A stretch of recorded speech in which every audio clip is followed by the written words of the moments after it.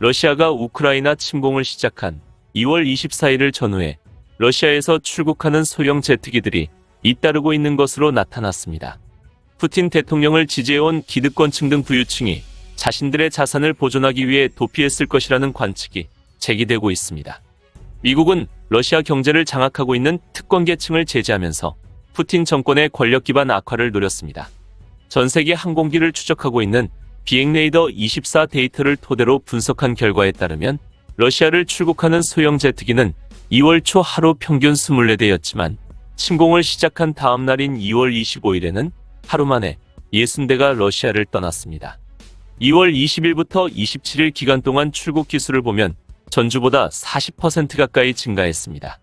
이 중 상당수는 러시아 부유층으로 출입국에 제한이 걸리기 전에 도피한 것으로 파악되고 있습니다. 이를 분석한 이안 페체니크에 따르면 행선지는 영국과 프랑스, 리트비아, 제네바, 두바이 등으로 러시아 특권계층의 자산이 많은 곳이었습니다.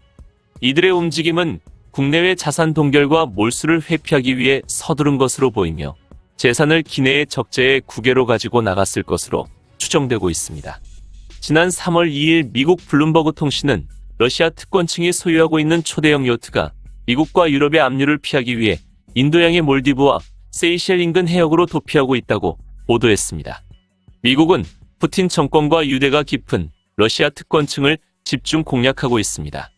지난 3월 3일 미 재무성은 글로벌 철광 광산업체 USM 홀딩스를 창업한 러시아 부호 우스마노프와 국영 파이프라인 회사 트란스네프트의 최고 경영자 니콜라이 토카레브의 자산을 동결했습니다. 미 국무부도 러시아 부유층 19명과 관계자 등 47명의 비자 발급을 금지했습니다. 영국도 지난 3월 3일 우스마노프 등 러시아 부유층을 대상으로 자산을 동결하고 도황 금지 조치를 내렸습니다. 영국의 트라스 장관은 성명을 통해 푸틴 정권이나 잔혹한 전쟁에 깊이 관여한 러시아 특권층 등에게 타격을 줄 것이다. 이것이 끝이 아니다라고 언급하며 새로운 제재가 있을 것임을 암시했습니다. 유럽에서는 러시아 특권층의 자산을 매각하거나 임원 자리에서 물러날 것을 재촉하는 경우도 잇따르고 있습니다. 잉글랜드 프리미어 리그의 첼시 오너인 러시아 사업가 로만 아브라모비치는 구단을 매각하기로 결정했습니다. 지난 3월 3일 독일의 여행 대기업인 TUI에서는 기업의 최대 주주 알렉세이 몰다쇼프가 감사직을 사임한다고 발표했습니다. 제재와 법적 리스크 아래에서 사업을 운영하는 것이 어려워졌기 때문인 것으로 보입니다.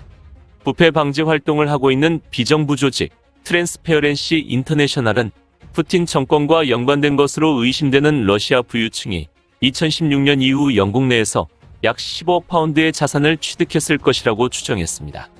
영국 등 러시아 머니의 영향을 받아온 나라들은 자국의 자산 가격에도 영향을 끼칠 수 있는 러시아 특권층의 제재에 대해서는 오랜 세월 동안 신중했지만 우크라이나 침공 후에는 제재하는 방향으로 돌아서고 있습니다.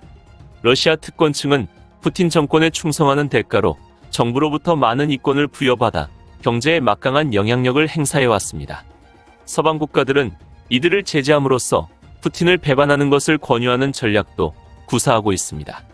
러시아 특권층으로 불리는 올리가르이 안에서는 푸틴 정권을 비판하는 것을 금기시해왔지만 서방 국가들의 제재가 강화되면서 그들 사이에서는 이번 침공은 잘못되었다는 비판적인 목소리도 나오고 있습니다. 지난 3월 3일 월스트리트 저널에 따르면 러시아의 부호 올레그 델리파스카는 러시아를 향한 서방 국가들의 제재는 1998년 러시아 금융위기의 3배에 이른다라고 강조하며 우크라이나 침공을 끝낼 것을 호소했습니다.